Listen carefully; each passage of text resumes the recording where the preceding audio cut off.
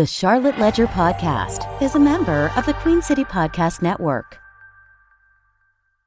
This episode of the Charlotte Ledger Podcast is sponsored by Crimson Park Digital. For Charlotte businesses, getting noticed and staying visible is tougher than ever. That's where Crimson Park Digital comes in, a boutique marketing agency delivering bespoke strategies for advertising, content, social media, and search engines. They're helping bold, surface-focused brands get seen, capture demand, and turn attention into revenue. Ready to bolster your marketing this fall? Visit crimsonparkdigital.com to get started. Hey, it's Tony Messia with the Charlotte Ledger, and you're listening to the Charlotte Ledger Podcast. Check out our newsletters and subscribe to them at thecharlotteledger.com. Today's podcast is part of a series we're calling Career Boost, in which we talk to experts about different ways to level up your skills to advance in your career. I hope you find these discussions to be helpful and loaded with practical tips. Our Charlotte Ledger newsletter also has pointers from these experts in written format as well. You can find those at thecharlotteledger.com. This podcast is a recording of a conversation I had with Brie on the topic of how to get more done and to be more productive. Brie is the Charlotte Ledger's part-time operations manager, and she also runs her own business, Bosco Ops, an operations and growth strategy agency that helps mental health practice owners increase profits and support their clients. She's really good on the topic of organizing your work and life and has lots of great tips for making that happen. Enjoy. Well, Brie, welcome. Thank you, Tony. Appreciate it. All right, so we're going to talk a little bit today about things that people can do to be more productive, to get more done, and to do that in a way that doesn't leave them wanting to pull their hair out. And so, Brie, I know you have a background in operations and project management. You're Six Sigma certified, which means you understand how to structure things and make sure there's no wasted time. Why is this topic important, do you think, for people, in their careers and just in life? Yeah, everyone, especially in the US, we have so much like hustle culture and so much, especially since COVID, I feel like everyone is in a stage of burnout and everyone's just putting more and more on your plate. If you have a family, if you have kids, you have 8,500 things to do every hour, let alone every day. And so you're being pulled in 8,000 directions. Right. I mean, I know, like for me, I've got emails pouring in, my phone is blowing up, I feel like we're bombarded in all these directions by all these things. So in that kind of an environment that we're in, how do you actually get stuff done? Like, what's the best way to approach that? Yeah. So something that people probably in the psychotherapy world know, people in education know, but a lot of people, it's not an everyday household term. It's an executive function. And that's essentially the way that your brain functions and the way it operates. And if you have too many things bombarding it, like pings from 7 different apps on your phone and 3 different inboxes and all of this, if you're getting pulled in a million different directions, then your executive function turns into executive dysfunction. And that's that feeling when you're just sitting in your office chair staring at your screen and you look down and it's been 10 minutes, you're like, what just happened? Like, where am I? And that's when decision fatigue comes in. That's when analysis paralysis comes in, when you literally are like, I have so much on my plate and I can't or don't want to do any of it. So let's talk a little bit about what you can do. And there's probably some obvious stuff like, okay, if I need to sort of put my phone down or put it up, silence the notifications or turn off my inbox. And I mean, in my case, I do a lot of writing. So it's like, okay, I need to block out distractions. Are those good starts? Are there other hacks that you can recommend? Yeah, I think just getting rid of distractions is super helpful. One thing that I like to do too is reset my environment, my physical environment when my mental environment is chaotic. So straightening up my desk, even moving from my office desk to my kitchen table or to a coffee shop if you can work remote, just resetting your location can be an easy, quick jump start to your productivity. Anytime you can, like you said, anytime you can get rid of distractions, that's great. But sometimes you can get rid of all of the distractions, have noise canceling headphones on and every blinders on, and you still can't focus. And that's when tricks like time blocking and task blocking and different productivity techniques can come in handy. Let's talk about those. So time blocking, what is that and how do you do it? Time blocking is when you basically block your calendar into specific blocks. So for you, Tony, let's say on a Monday morning, we have a staff meeting at 9 a.m. And then you have one-to-ones for the next hour and a half. And then so you block all of those together. So that way you are in a meeting mindset. And then next you go into, say, writing. And instead of doing writing, like write one article and then go into editing another article and then creating a social media post and then going to let the dog out and then doing emails and then, different things, trying to block your schedule in a way that you can be in the same mindset for each of those tasks. So that helps with that executive function and decision fatigue where you're not having to jump from task to task to task. Right, because if you're getting pulled in all those different directions, you're less effective at each of those. Is that it? Because your brain is just sort of wired to scattered. Yeah, and so you figure, if you are in the zone and then an email comes in that catches your eye and you're like, oh shoot, I have to answer that. It probably will be, for the most part, 99% of the time, it's going to be okay if that waits an hour. But now you've stopped what you're doing. You go to that email, you have to think about what you're going to respond. You have to formulate the response, send it, remember what you were doing, get back to it, and then have to get back in that zone, get back into that mindset. And you just wasted how many minutes, hours of time when you could have just focused on that one task. Once it was done, go back to, go and read that or email, read and respond to that email. And I think that also comes in. That's where decision fatigue comes in. So I always tell our clients that, say you have 20 decisions per hour, like that's your bucket. That's all. Those are only decisions that you have. You only can make 20 decisions in an hour. Well, if you decide to stop what you're doing and answer that email, that's a decision. Then you have to decide what you're going to say. Then you have to decide if you're going to schedule it for now or like send it right now or schedule it for later. And then you have to go back to decide if you're going to go back to that project or jump to something else. And by the time you get back to it, your 5 decisions are gone out of your 20 for that one email. And so that can be, if you've ever been at the end of a busy day and you're like, I just don't want to pick what we have for dinner. I literally can't. And that's decision fatigue. We'll be right back to the conversation, but first, this episode of the Charlotte Ledger podcast is presented by Crimson Park Digital, boutique marketing for Charlotte's boldest brands. Yeah, I don't know about you, but like by the end of the day, I just want to watch something on TV or Netflix and just sort of veg out. Like my brain is just tired.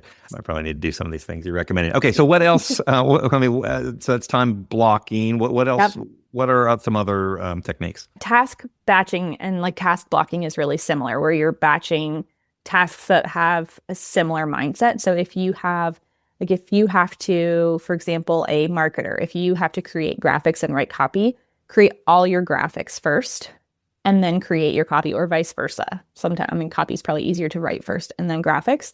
But that way, if you're going from graphic to copy to graphic to copy to graphic to copy, you're jumping back and forth between 2 different parts of your brain. I know they're both creative, but, writing versus designing is a little, it's different. Like they're different pieces. So making sure that you're doing the same tasks in the same time. And that can be put together with your time blocks on your calendar. One thing, in addition to task batching, you can stack them too. So if there's a task that you absolutely hate doing it, attach it to a task that you love doing. So if you hate looking at your inbox, make sure you do it while you're drinking your morning coffee every single morning so that you make sure you do it. If not, it's going to be that thing that bites you in the butt at the end of the day. Yeah, no, that seems like that would make a lot of sense. And I know that, stacking. And a lot of it, and I know you've sort of preached this to me over the years that we've worked together, is like that little changes can actually have an outsized impact. That, if you just do little things and if you can kind of get rid of some of these, decisions, or whether it's you cut out 10 decisions an hour, it can really free you up to do bigger things. And you might say, well, it's only saving me 5 minutes or 10 minutes, but it can actually have a bigger effect than that, right? Yeah. Say you have, for example, say the same subscriber email that comes in once a day. And it's like, hey, how do I change my credit card for my payment, for my subscription? You probably have a template email. you might not have a template, but you have a template in your head. So you write it out and then you press send. It takes you, what, 2 to 5 minutes? Let's just say 5 minutes because you're doing 10 other things at the same time. If you do it 5 times a week, because it's once per day, that's 25 minutes a week times, we'll give you 4 weeks of vacation. So 48 weeks, that's 1,200 minutes. That's 20 hours of your year writing that one email, where you could template it or, doing things, making it a little bit more streamlined. Anything that is a repeatable task, make it easier for yourself, make it a template in Gmail, or write it down somewhere you can copy and paste it. So that way you're not doing everything from scratch all the time. What about like when you're starting the week? Is there any way to kind of orient yourself and just sort of say, or maybe it's starting your day? Any recommendations there? I mean, I know a lot of people write down goals, for the day or for the week, or longer term. Any suggestions there? Yeah, I'm a big believer in starting the week right. And I typically honestly do that on a Friday or a Sunday. So that way I can start my Monday right from the get-go. I'm a very firm believer of, even though I run a virtual company that's all tech stack and it's all software as a service and everything, I am a firm believer that writing your to-do list down on pen and paper is magical. There's writing versus typing is wired differently in your brain. So you can actually get more out of it when you write it on paper. So what I do is I just brain dump literally everything. I'll even put it in categories. Like I'll have each of my clients and then my company and then like home and then random projects. And I'll just bullet point all the things in my brain that have to be done. And it could even be like, call the insurance company, cancel this appointment, like things like that. So that way it's not just floating around in your brain. And then I prioritize them. And I say, okay, what needs to be done ASAP based on deadlines, based on projects, based on needs of the client or myself. And then I will pick like the top 3. Like if my day goes out the window and something happens, one of my kids gets sick or whatever, I pick the top 3 most important things and try to get those done at the beginning of the day. And obviously priorities change, but that way you can focus on making sure what you're doing is moving the needle. Because we get so ingrained in, yes, I have to look at my inbox, and yes, I have to do that one thing on Slack, and yes, I have to do this, but those are busy work. Like, yes, they have to be done, but they're not moving the needle.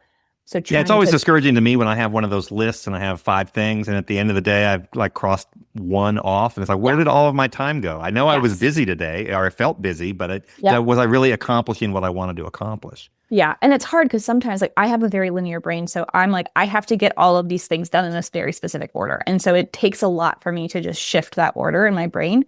And one of the ways I do that, I use a technique called the Pomodoro technique, which you can go Google online. It's Pomodoro, and you can find timers, and it's basically a subset of time. So you have 25-minute block, a 5-minute break, 25-minute block, 5-minute break, 25-minute block, 15-minute break. And then you just repeat it. But I write down the task list I want to get done in 25 minutes. And even if it's one thing and I know it's not going to take me 25 minutes, I'll work and I'll just focus on that one thing for 25 minutes. I won't look at anything else. And I'm almost like creating a competition with myself. And so it becomes almost like a game. And that's a good way to kickstart your productivity too. If you're like, I don't want to do anything, start a Pomodoro timer and see what you can get done. And it'll be amazing of what you can get done in 25 minutes. And you're like, oh, I can keep going. This is great. It sounds like high intensity interval training or something like that, basically. For your brain. So really quickly, in the last couple of minutes we have left, I know we've talked about sort of ways to get organized, to get more productive. Mm-hmm. Are there technological tools, anything you recommend? I know you're a fan of using different kinds of tech to get organized. Any general recommendations of ways to use technology? I love a good project management tool, and I'm not going to say which one we use because it doesn't matter. What matters is what works for your brain and for your process. So there's ClickUp, there's Monday, there's Motion, there's Asana, there's Trello, there's all these different programs, but just having, and it's just kind of a glorified task list, to be honest, but being able to set up like recurring tasks and just dumping your brain in somewhere where you can move your deadlines as needed and be able to see everything in one place is huge. that's really, I think, it's super helpful to keep yourself organized, to see what's on your plate capacity wise. So I'll always go in like first thing Monday and look at my week of just like my tasks on my calendar and see, okay, what all do I actually have to do? I'm like, I actually have 5 meetings today, so I need to move all of this to the next day. And so that helps me not get overwhelmed as well. And it also helps me prioritize and delegate too. I'm like, I literally just don't have time for this. Let me see if somebody else on my team has time for it. Well, Brie, that sounds like a great place to end it. Thank you very much. Great talking to you. My pleasure. That's a wrap. This episode of the Charlotte Ledger Podcast is produced by Lindsey Banks. This episode of the Charlotte Ledger Podcast was presented by Crimson Park Digital. Get your brand seen, capture demand, and turn attention into revenue now. Visit crimsonparkdigital.com to get started. QueenCityPodcastNetwork.com.